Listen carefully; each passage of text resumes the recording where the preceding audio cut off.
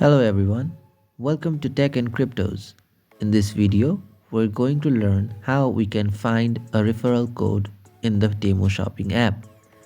To find the referral code, let's open the Temu app first. Once you're inside the app, go to You and then go to Fishland. You do not necessarily have to go to the Fishland.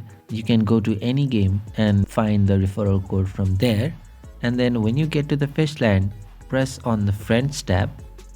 Here you can see Invite More Friends. When you press on Invite More Friends, you will be given an option to invite your friends via link or message or code.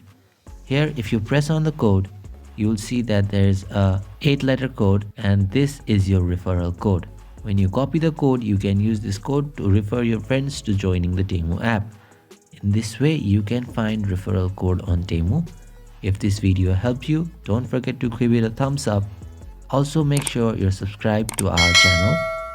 That's it for this video. Thank you for watching and we'll see you in the next one.